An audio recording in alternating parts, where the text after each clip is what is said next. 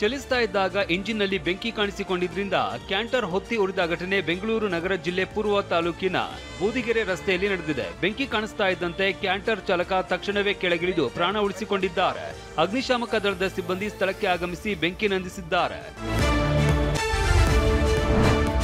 ಅಂದ್ರಹಳ್ಳಿಯ ವಾಲ್ಮೀಕಿ ನಾಯಕ ಸಮಾಜದ ವತಿಯಿಂದ ವಾಲ್ಮೀಕಿ ಜಯಂತಿ ಆಚರಣೆ ಜೊತೆಗೆ ವಾಲ್ಮೀಕಿ ಮಂಟಪ ಪುತ್ಥಳಿ ಅನಾವರಣ ಕಾರ್ಯಕ್ರಮ ಅದ್ದೂರಿಯಾಗಿ ನಡೆಯಿತು. 101 ಕಳಸ ಮೆರವಣಿಗೆ, ಕಲಾ ತಂಡಗಳಿಂದ ನೃತ್ಯ ವಿಶೇಷವಾಗಿತ್ತು. ಗಣ್ಯರಿಂದ ಪುತ್ಥಳಿ ಅನಾವರಣಗೊಳಿಸಲಾಗಿತ್ತು. ಅಂದರಹಳ್ಳಿ ಜನ ಸಂತೋಷದಿಂದ ಪಾಲ್ಗೊಂಡಿದ್ರು. ಕಾರ್ಯಕ್ರಮದಲ್ಲಿ ಅನ್ನದಾನವೂ ನಡೆಯಿತು. ಬೆಂಗಳೂರಿನ ಅರಮನೆ ಮೈದಾನದಲ್ಲಿ 27ನೇ ವರ್ಷ jewellery of India jewels expo ಆಯೋಜಿಸಲಾಗಿದೆ. ಸೌತ್ ಸಿನಿ ದುನಿಯಾದ ಸುಂದರಿ ಸಮಂತಾ 3 ದಿನಗಳ ಅತಿದೊಡ್ಡ ಜುವೆಲ್ಸ್ ಎಕ್ಸ್ಪೋ ಉದ್ಘಾಟನೆ ಮಾಡಿದ್ರು. ಒಂದೇ ಸೂರಿನ ಅಡಿಯಲ್ಲಿ 100 ಮಳಿಗೆಗಳಲ್ಲಿ ವಿಭಿನ್ನ ಆಭರಣಗಳನ್ನ ಮಾರಾಟಕ್ಕೆ ಇಡಲಾಗಿದೆ. ಚಿನ್ನಾಭರಣ ಖರೀದಿಗೆ ಮಹಿಳೆಯರು ಮುಗಿಬಿದ್ದಿದ್ದು ಆಯೋಜಕರು ಕೂಡ ಖುಷಿಯಾಗಿದ್ರು.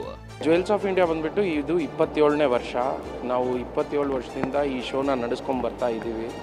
ಪ್ರತಿಯೊಬ್ಬರು ಕಸ್ಟಮರ್ಗೆ, ಗ್ರಾಹಕರಿಗೆ ಬೇರೆ ಬೇರೆ ಥರದ್ದು ಜ್ಯುವೆಲ್ರಿ ಒಂದೇ ಜಾಗದಲ್ಲಿ ಚೂಸ್ ಮಾಡಿ, ಕಂಪೇರ್ ಮಾಡಿ, ಒಳ್ಳೆ ಪ್ರೈಸಿಂದ ಇರಲಿ, ಒಳ್ಳೆ ಡಿಸೈನಿಂದ ಇರಲಿ, ಅದೆಲ್ಲ ಸಿಗೋಕ್ಕೆ ಇದೊಂದೇ ಪ್ಲ್ಯಾಟ್ಫಾರ್ಮ್ ಇದೇ ಅವಕಾಶ. ಸೊ ಜುವೆಲ್ಸ್ ಆಫ್ ಇಂಡಿಯಾ ನಮ್ಮ 2025 ಈ ವರ್ಷ ಚೆನ್ನಾಗಿ ನಡೆದಿದೆ.